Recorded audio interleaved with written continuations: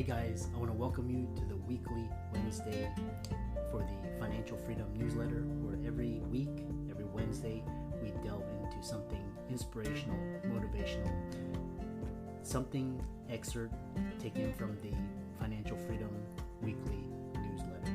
Wherever you are, if you're listening on Spotify, on iTunes, Google, be sure to click the like, subscribe, share, comment. And without ado, let's get into the show.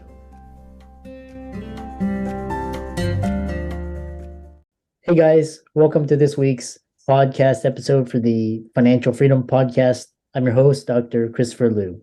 And as you know, I'm always on the quest to seek the distinctions, the top 1% insights from people on the margins, cutting edge, doing amazing things, consolidate it and sharing it with the masses. So hopefully you get inspired, educated, motivated, entertained. And so today I have a special guest, Julie Gentry, and she is going to talk to us all about awakening your inner self, unleashing the power, dreaming big, going for it, YOLO, and I'm happy to welcome her. So Julia, welcome.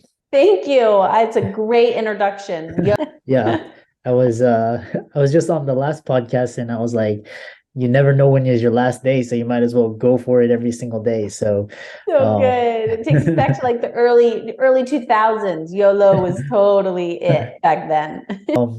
Yeah, we talked backstage, but tell the audience who you are, your origin story, and what you do. Yeah, so it's so funny because I think for any person, how we get to where we are is so fascinating, but I think it really speaks to like being an entrepreneur, and where you start and where you end are so different. Where I started was in real estate investing. I think truly only because I was crazy enough to marry an entrepreneur. I don't know at that time that I was still in my box of control and routine, and it needed to look the right way and sound the right way and what everybody else was doing, and you get the good grades and you do all the things. And so I was very much this rule follower who happened to fall in love with someone who liked making his own rules. Really, and so we got into real estate. We were very successful early on, and within a couple of years, we specialized in short sales. Truly, we bought and sold millions of dollars worth of real estate in 2008 because we specialized in short sales. So we hit the market spot on, solved a huge need in the market. However, 2 years later, we ended up $100,000 in debt living in my mom's basement.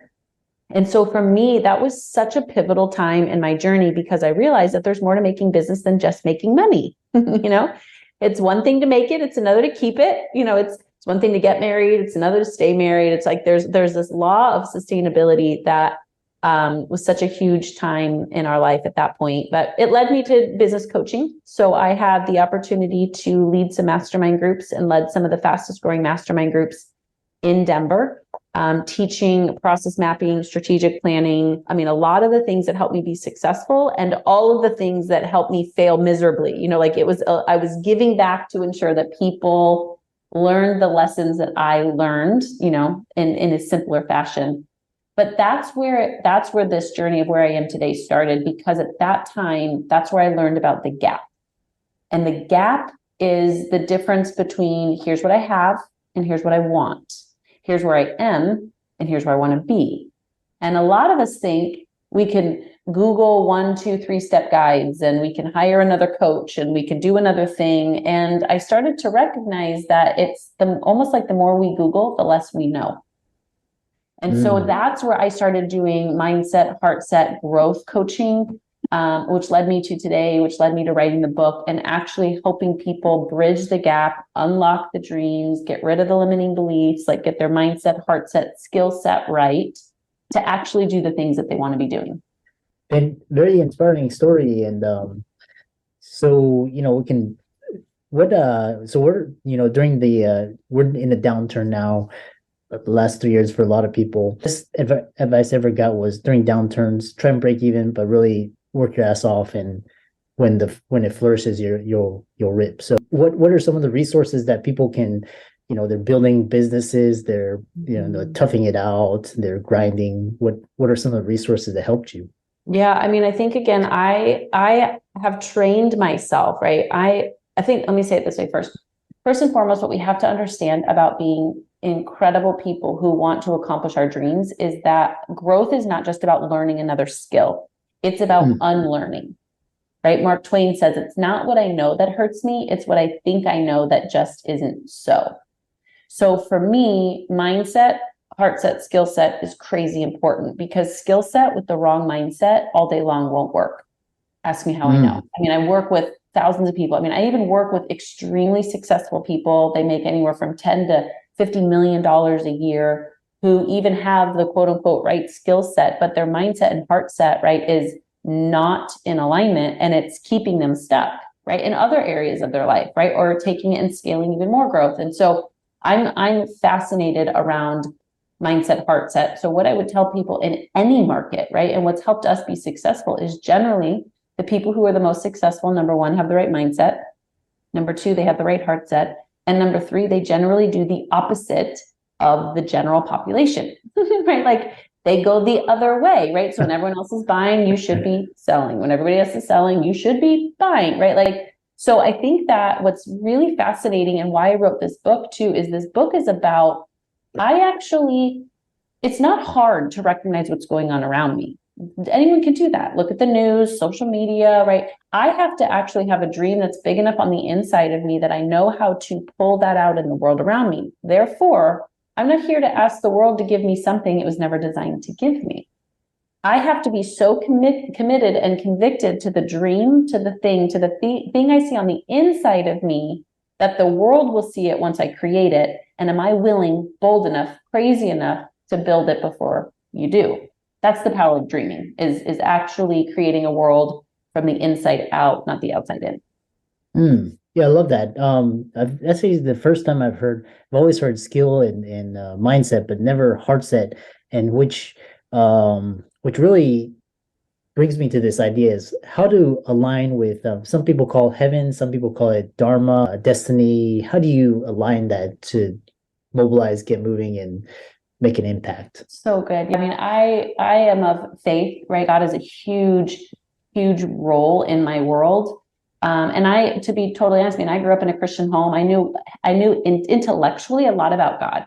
And it wasn't until I unlearned things about him that I was actually able to learn about him, right? And so I'm just a firm believer, not praying to the universe. I pray to the one who holds the universe. You know, I believe that there is a God who knows my name, who's chosen me, not because of what I do, but because I'm just his. And so when you have a heart set that is patterned after heaven, right? Like I actually now live from heaven, from revelation, from purpose, it makes life simpler. Not always easier. Let me say this is my favorite hashtag, simple, stupid, hard. It's still simple, stupid, hard. But when I understand that and my heart isn't defensive or discouraged or disappointed or shut down or numb or removed or all the things that tend to happen in our journeys here on life, is that when I have the right heart set and the right mindset, then the skill set is almost a natural byproduct, right? It's a byproduct of who I have become as opposed to me trying to force it.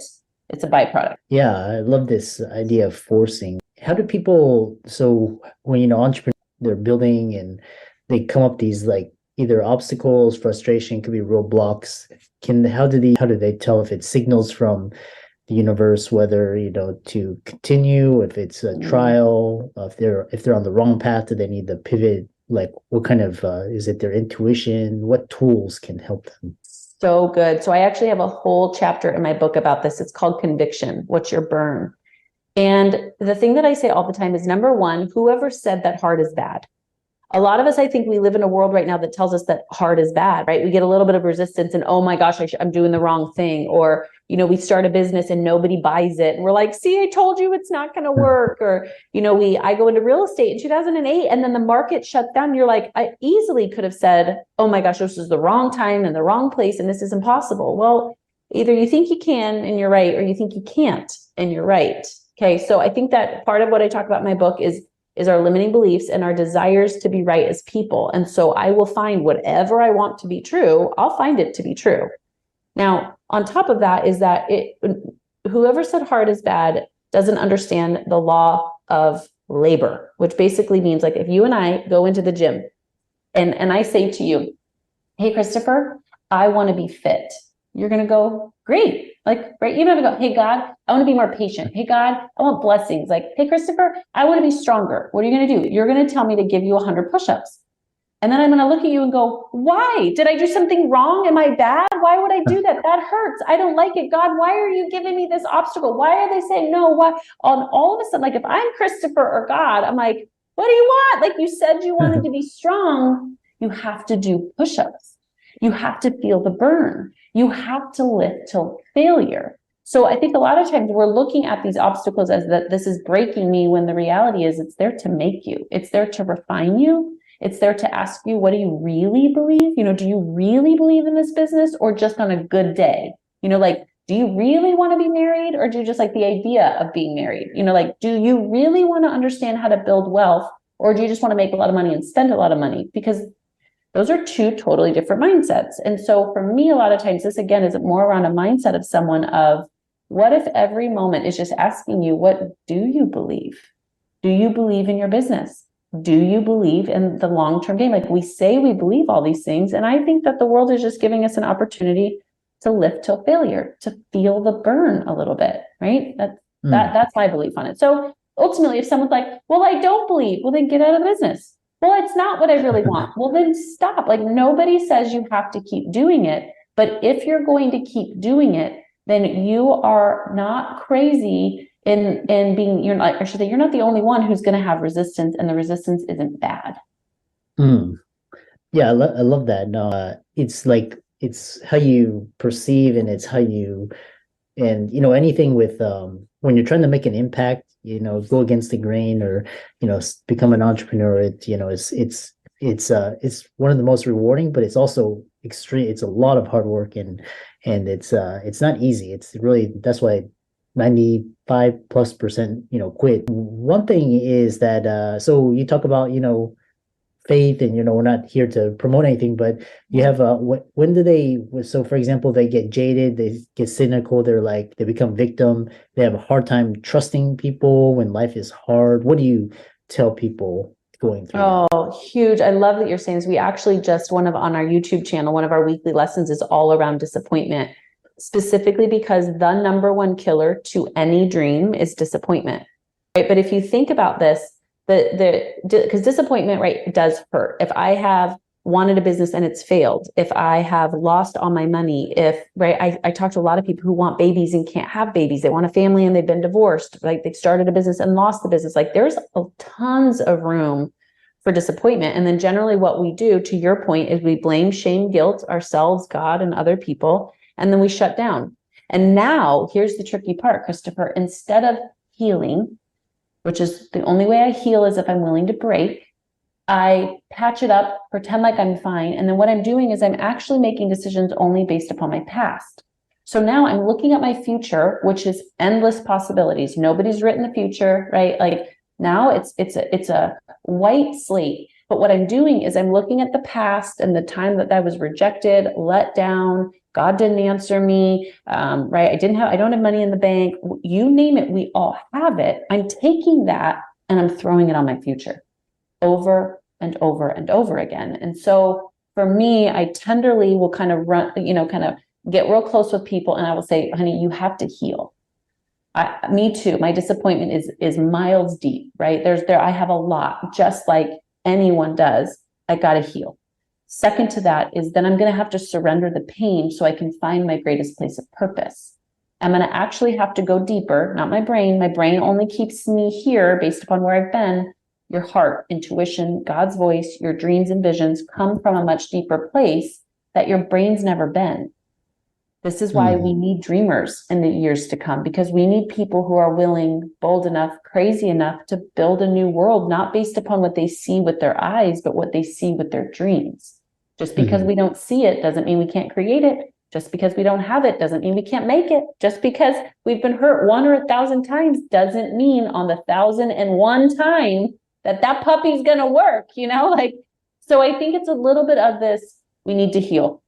You need the grace and the space to heal, and you need a good kick in the butt to go, we need you in the game. Like the world needs your dreams. Get in the game, dream again. What do you got to lose? Yeah. You have nothing to lose. And the worst thing is, regret.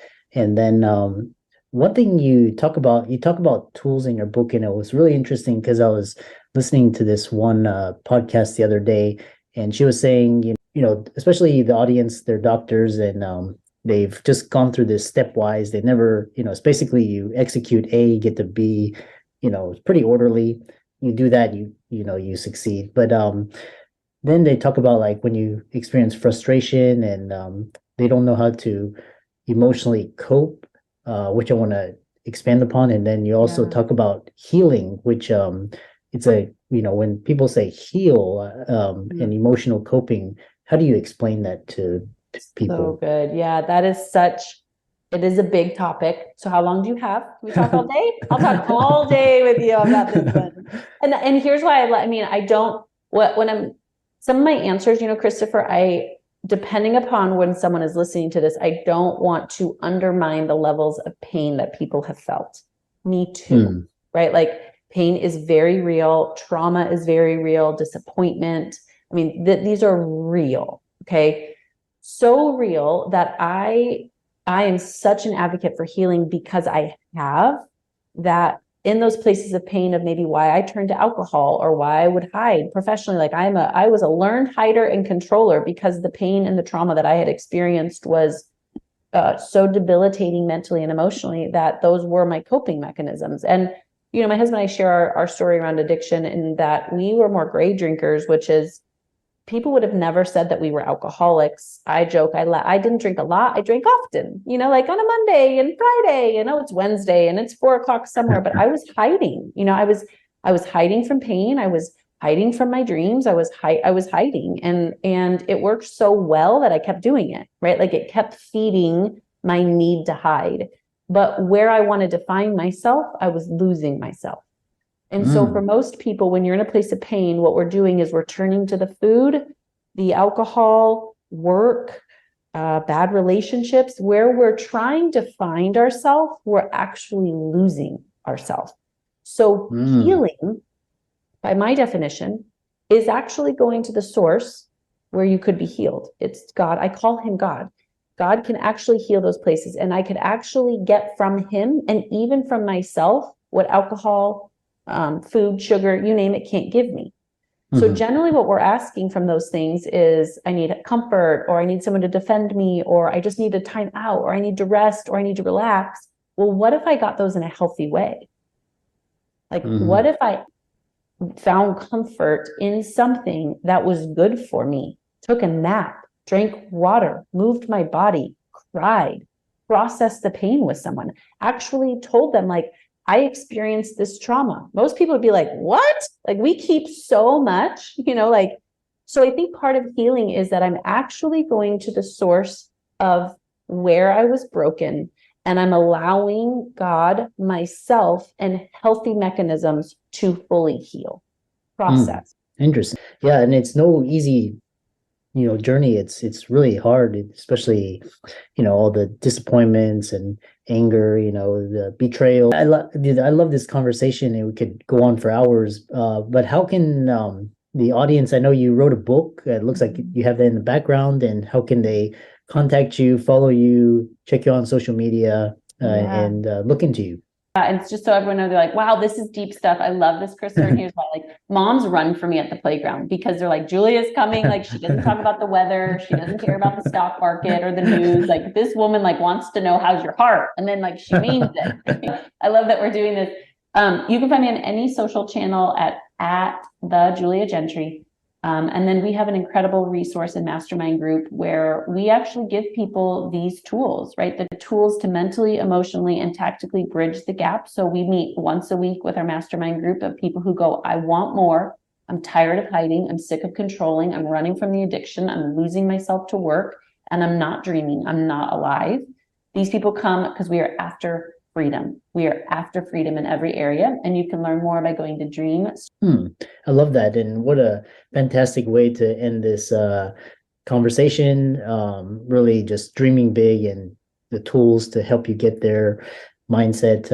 For all the audience out there, let's thank Julia for coming onto the show. Be sure to check out her book, It'll be in the links in the show notes. It's on Amazon, and all our social media handles will be there as well. And thanks so much for coming onto the show. Thanks, Christopher.